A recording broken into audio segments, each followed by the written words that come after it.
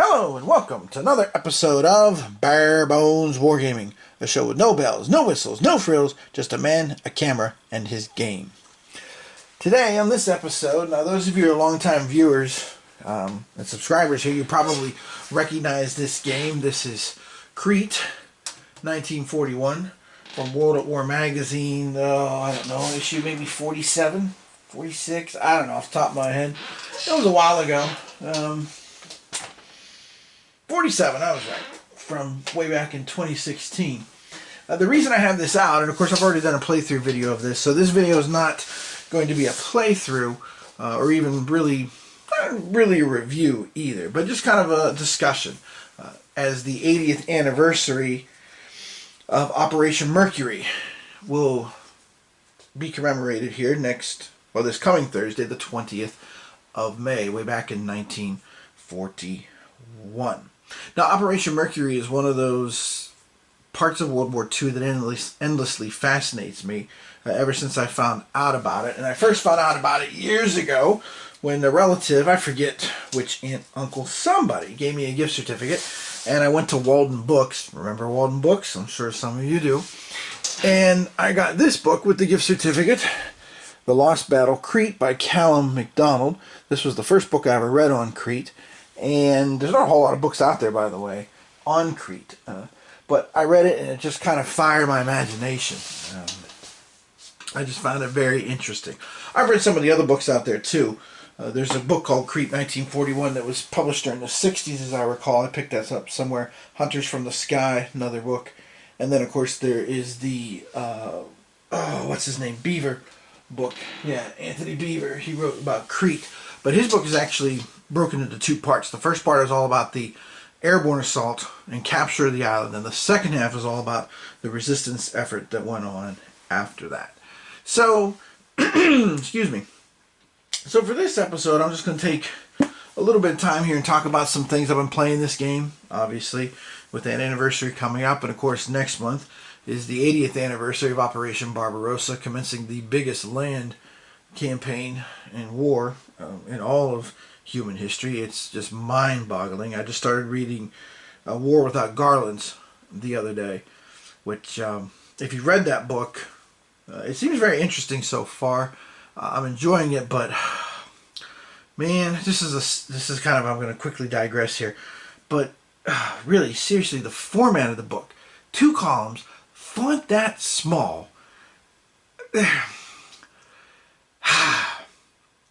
There's only one thing I can say about it, and I don't usually do this, but the book is frustrating in this respect. Who the fuck thought that was a good idea? That size and that format. Seriously.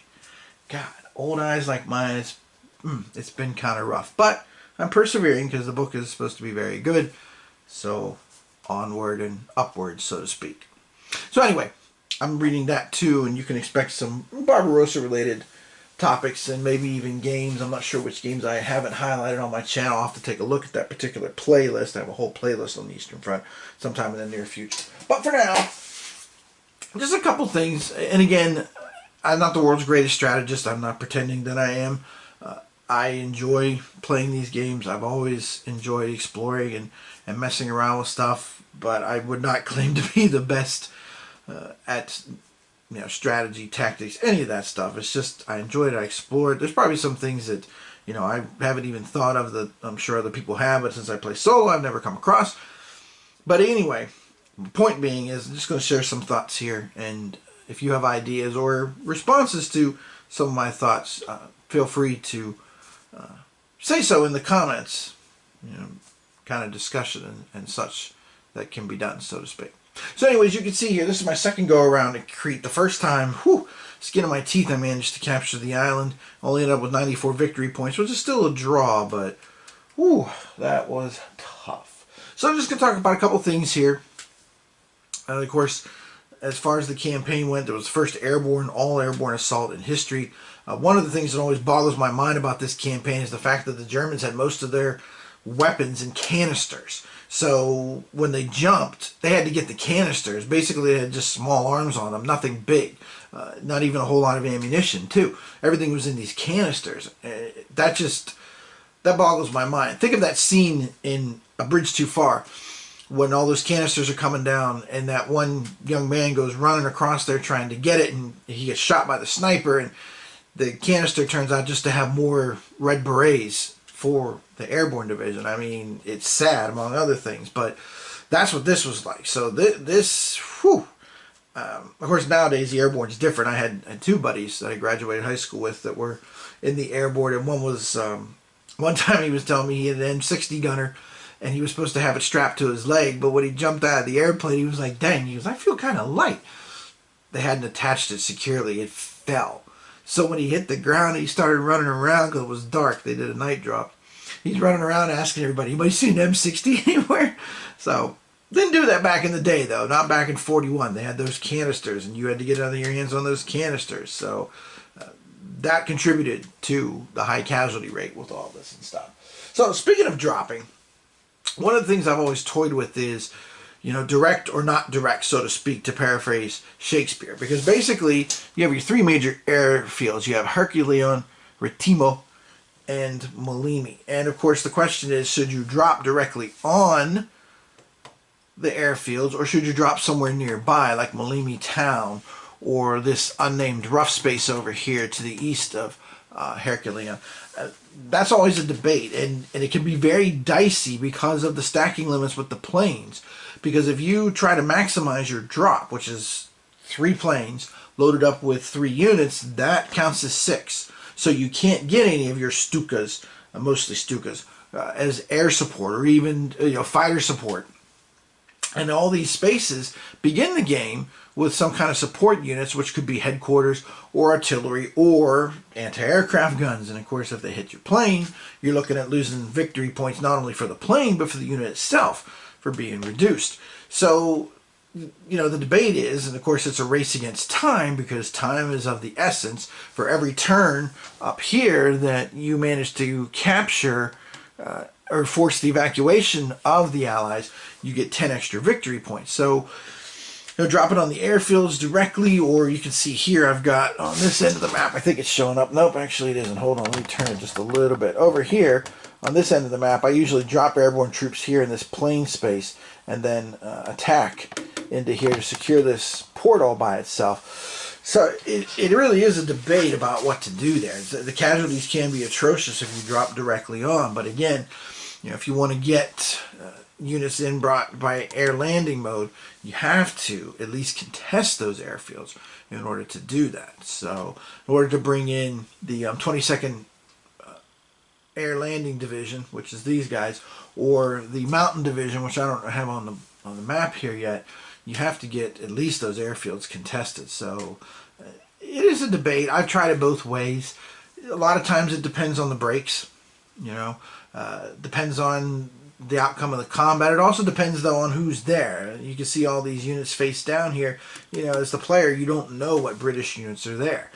And that can make things kind of dicey, too. Sometimes you can luck out. Sometimes there's no anti-aircraft at the airfields. But then again, there could be enemy units that have a combat factor of 3 or 4, which 4 is the highest that you can get for the enemy. So it is interesting because, of course, as far as history goes, it's kind of fun to play with that and to look at, which way could things have been done.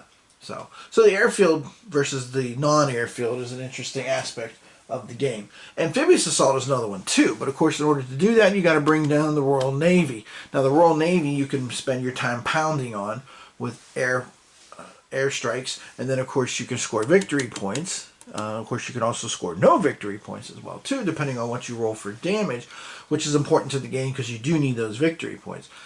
But the amphibious landings also can be a little dicey, because if you try to sneak it through, like right now the Royal Navy's on a 6 here, so if you roll 6 or less, the amphibious assault does not get through. And you can't try it again for 2 turns, which is a big deal. That costs you victory points again too, because every time your units get hit and get reduced, it costs you those points. But again, the question is, a lot of the times I land my amphibious forces at one of these 2 places, either at Suda or at Kenia here, and try to secure these 2 ports, and then usually go south, because usually I have enough paratroopers. I get Malimi field, and then I go over here to Kissamos and capture that port to the west. But last time I managed to get the 5th Panzer in, and I just had really bad die rolls. Half the units got reduced in that division. And I had 6 units that I landed, and it took me forever to slog my way just through these 2 ports, let alone down to here. So last game I actually dropped these paratroopers here to capture this, but as you can see, this game, this is going to take some work to capture this place. So I'm not sure how I'm going to make that happen and still manage to get the maximum amount of victory points. That's going to be extremely tricky. But, I mean, other places, you could land your amphibious forces, but that one always seems to be the best. I mean, if you land them way over here, which I just showed you a little bit ago, you know, there's not a lot of places to go. Landing them here can also be kind of redundant because you're going to grab those airfields. So, and of course, you can do the option of not doing the amphibious assault. But things definitely are easier if you can manage to get that amphibious assault off. King George is another issue too, because King George, if you can capture the king, that's some serious victory points. But here's the thing about the problem, or the issue with that. Take a look at the back of King George. Now, of course, as you can see here on the screen, you can see the counters and stuff. They're all brown on the back, right? Gee, I wonder where King George would be if I put him on the map. I wonder. That little blue stripe is annoying. Somebody on Wargaming can come up with a great, what I think is a great idea. They basically designate the 1st Greek regiment battalion. I forget what strength it is. But basically, that's their King George counter. And then with a simple die roll, either find out, is that really King George? Or, you know, is it, you know, the actual unit, the Greek unit? Is he with them or not? So getting King George is important, and of course having that stripe on the back. I don't know if they fixed that on the second printing, because they did have a second printing, which, by the way, this game does cost quite a bit if you're trying to track it down, even with that second printing that Decision Games did, because they had a hit on their hands. And I think part of the reason they had a hit on their hands is because, and I've tried just about every Crete game there is under the sun, this one actually, I think, does a good job of capturing the essence of it. I mean, I think, personally, I think this is a topic that is perfect for a solitaire game because of the way the British reacted and their allies, and because of the fact of, you know, what was accepted doctrine at the time, which, I mean, I think still is today, is that if somebody invades you, you know, from the air, from the sea, the first thing you do is you try to counterattack and destroy them as quick as you can. Because the British can do that. They have counterattack moves where, you know, units can, you know, move into the ports and into the airfields. Now, that's why this one down here is so chock full of British units, is because they got that order and everybody moved in. Everybody and their mother showed up. And of course, then some people were like, well, why don't the other units move again and stuff? And part of it, of course, would make the game a little easier, because then you could just airdrop. You wouldn't have to worry about fighting your way out, having to fight those units that are there, that kind of thing. So I guess in all that roundabout way of discussing things is that the King George issue, along with the way that the Allies can play, is part of what makes the game interesting, but it also can be kind of vexing too. And I have tried a variant where I've allowed the Allies to move around units a little bit more if they roll that, you know, like counterattack for, you know, the Retimo region and stuff. It's kind of hit and miss. I do think the game is well done the way that it is. I understand some folks can find it repetitive and boring, but there's only so much you can do with this topic. You know, it's kind of like having a game that recreates Incheon or Chancellorsville or even Antietam, which, you know, most people would have at least tried to attack with all their units in as close timing-wise as possible against the Antietam perimeter, rather than what McClellan did, you know, one after the other and stuff, which, I mean, just played into Lee's hands. But recreating that stuff in the game can be extremely difficult to do without, you know, a bunch of rules and exceptions and stuff that you have to remember. So, finding King George can be vexing. And again, I don't know if they fixed it in the second edition or not. But anyhow, so the King George thing is interesting too. The other thing, of course, is the debate between what do you do with your strategic bombing. Do you go after the Allied command or do you go after the Navy? Personally, myself, at the beginning of the game, I usually go after the Navy because, number one, if I want to do an amphibious assault, I got to get them dragged down. And if you play with the more challenging rules, which you really do if you get this game or you have this game and you haven't tried it yet, you really do need to get all that updated errata, look at the files on Board Game Geek and stuff, because there's certain rule changes, like every 3 hits are needed and required to drag the Royal Navy down just 1 level. That makes a big difference in how the game is played out. But since the Allied command level can come back up at the end of every turn, even if you drive it down to say where the 6 is here, you add in like how many ports and airfields they control, and it takes it back up again. So until you really start to grab control of those places, it doesn't seem to make a whole lot of sense. You do need to attack it eventually because you want to trigger the evacuation, which again, last game I did by the skin of my teeth because I had waited and delayed doing that for so long that I only got the Allied command level down to 7, and to force evacuation your number has to be higher then. So I had to need an 8 or better, and I actually rolled an 8. So I was able to I almost blew that last game. I was very close to losing. If I hadn't rolled that 8, that would have been it and stuff. But again, that's good because that's part of the tension of the game. Can you capture the island quickly enough to pull it off? I've only ever won this game a few times, and this, what you see in front of you here, is my 30th play of the game. So I've played this game quite a bit. So it is a discussion and debate about which way to go with those two. But I always go after the Navy first, personally, because I do like to try and pull off the amphibious assault. I have tried the game a few times where I don't use the amphibious assault at all, and let me tell you, it definitely makes for a much harder game. One thing I will say about playing the game, and I've always forgotten about this rule, which makes a big difference in the game, is you really need to pay attention to the pursuit rule.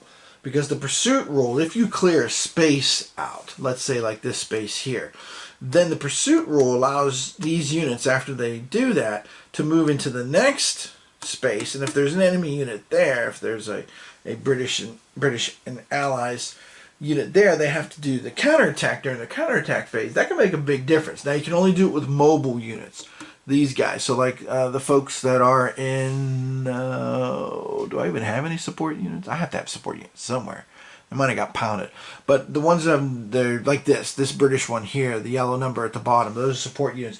Support units can't pursue. So there's also that trade-off too, because with the tactical rules, support units get to fire first, then the regular ground units. So if you don't have any support units in a battle, there's a little bit of a risk, because even if you win the tactical edge, the support units always fire first. So say the Germans win the tactical edge and no support units, but the British have support units. Those support units will get to fire first before you get to just the regular, infantry or armored units if you bring in the 5th Panzer by amphibious assault. So you do have to be aware of that and watch for that as well too.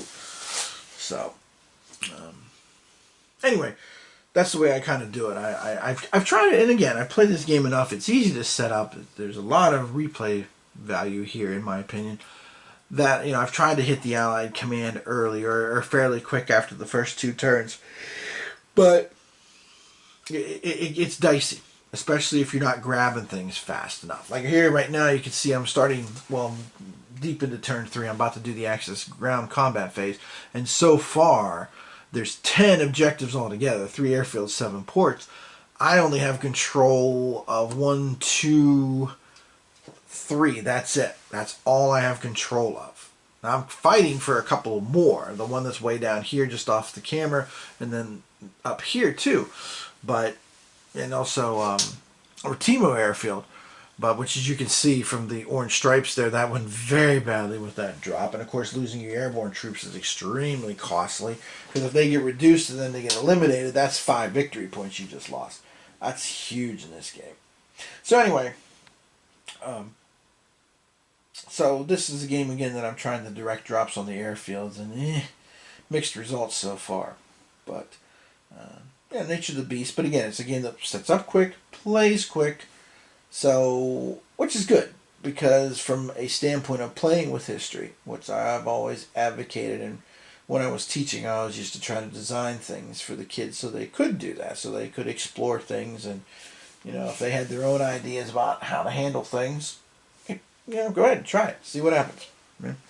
So anyway, that's my thoughts, general thoughts I have about both the game here, as well as the campaign itself. To me, again, it's just endlessly fascinating. Even though there's not a whole lot of books written on the topic, it's not like the Eastern Front or even Barbarossa. I mean, I told you all the books I have on Crete, which is about 4 or 5, and I know I've got to have 50 plus books on the Eastern Front. So yeah, it's just a huge difference. So, but I do recommend this book. I did really enjoy this book. The Beaver book was good too, but again, only half of it focused on the actual assault, the Hunters from the Sky, if you will, idea. Which Hunters from the Sky is not a bad book either, but it doesn't entirely focus just on Crete. It also focuses on other things, which can be good because if you're interested in, and I'm probably mispronouncing this, Eben Emael, I think is how you pronounce that fortress that the airborne grabbed in Belgium in 1940. And if you're interested in that, the book does talk about that as well too. So, all right. One other thing too I'll mention here at the end, real quick. I am going to do an example of play with Orange Swan. Still working on the playtest team, is still working on refining rules and optional rules and such. The other thing in too is that I've kind of had to take a step away from the playtesting because as most of you that are longtime viewers know, my dad had been diagnosed with cancer back in 2018, and then he got diagnosed earlier this year in March with early onset dementia, and he kind of started to go downhill. He had a fall, and we ended up having to put him with a personal care home, and so toward the beginning of May he wasn't doing so well, so I went up to see him with my wife and my boys because he really wanted to see his grandsons, and we spent the better part of the weekend there visiting with him, and we came back down home, and before the next weekend was up, he went downhill very quickly. I do wonder if he was just holding on to see the boys one last time, and he was gone by May 7th. So earlier this week I just got back, well, last Monday. I guess not because today's Sunday. We got back last Monday from burying my dad, but I think he was ready to go. I think he was kind of he was tired. I will say that I've been to my fair share of funerals. I will say that he looked very relaxed, very peaceful, which some people don't look that way at all when they're lying in the casket and stuff, but he did. So with all that going on, I kind of took a step back from the Orange Swan playtest team. I'm hoping to get back into the swing of things here soon, but still trying to play catch up with things. So, but one thing I will say, just real quick in closing, kind of finishing off this personal notes here and such, is that I really did appreciate my dad supporting my interest, even though my dad and I were very different people, extremely different people. My dad basically taught me, and I'm teaching my boys now, that it doesn't really matter what they're interested in. If they want to do board games, they want to do war games, that's great. If they don't, that's okay too. I'll support them in whatever it is they like. My oldest one has an aptitude for building things, and my youngest one has a strong aptitude for music right now. I don't care. Like my old man told me, it doesn't matter so long as you work hard to be a good man, act like it, behave like it, and so long as you're productive. The rest of it is immaterial. So, you know, if neither one of my boys ever really takes an interest in wargaming, that's fine. I don't care. I just want them to do those two things. And, you know, that's something I got from my dad, and I'm passing it on to my boys now too. So, anyway, that's kind of where I'm at right now, so to speak. So, but anyway, I thought I'd share my thoughts on Crete since the anniversary is coming up and I have such a big interest in the topic. So, next episode, I'm not sure. See how the Orange Swan playtesting, where we're at with that. Once I get back into the groove of that, take a look at the latest update of the rules, because the rules have been revised. You know, as if you've ever been part of a playtest team, you know how that works. You just keep working at it until you get it to where you want it to be, where you think it's a well-oiled machine, if you will. So there's that, but there's also, you know, Barbarossa looming, and I might highlight a game that I haven't done before. I just picked up the Dark Valley recently because I do like chit pool games. I enjoy them a lot. They're very good for solo play. And I also might do a video about my favorite, you know, Barbarossa games. Not necessarily just Barbarossa, like say Hitler Turns East, but also a game like, you know, the Dark Valley, if I enjoy that game that has a Barbarossa scenario, even though it covers the entire war. So, you know, I might spend some time doing that, like my favorite East Front games, my favorite Barbarossa games, things of that nature too. Because again, it's just another topic. It's endlessly fascinating. And I'll just close by saying that one thing that blows my mind about Barbarossa, because I read Craig Luther's book, I think it's Craig Luther. Hold a second. It's over on my shelf, naturally enough. Let me just see real quick. Pretty sure it's Craig Luther. Let's see, here it is.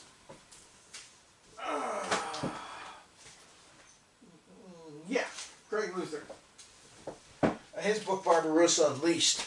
And early on in the book, one of the things he points out, almost right off the bat, is that the German army, when they invaded the Soviet Union, they barely had any more tanks or planes than when they attacked France the year before. And I guess I just never really thought about it or looked at the numbers, but that was just like mind-blowing. Because it's like, how in the world do you take almost the same sized force in terms of, I guess you could say, critical equipment that was definitely essential to the Blitzkrieg, which maybe perhaps a better word for Blitzkrieg is the integrated combined arms, because I mean that's really what the Germans were superior at with all that. That's why they were ahead and were winning and such. But it's just, to only barely have a little bit more than you did when you attacked France, which is just a fraction of the size of the Soviet Union. Yeesh. Holy Toledo, Ohio. So, that's that, as they say in Goodfellas towards the end. Alright, as always, thanks for watching. If you have any thoughts about some of the things I mentioned here with Crete, or thoughts about anything else too for that matter, feel free to put them in the comments. And again, next time I will either see you from, well, I'll see you from one of my two favorite historical places. I'll either see you somewhere in the grand scheme of the Pacific Ocean, or I will see you from somewhere on the Eastern Front, as the longest day of the year, preceded by the shortest night of the year, unleashes the biggest land campaign in the history of mankind.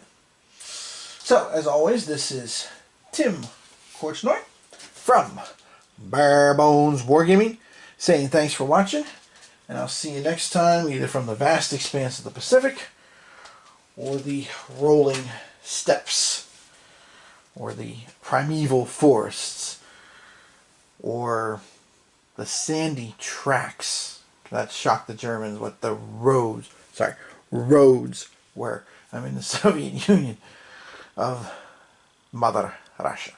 As always, thanks for watching. See you next time.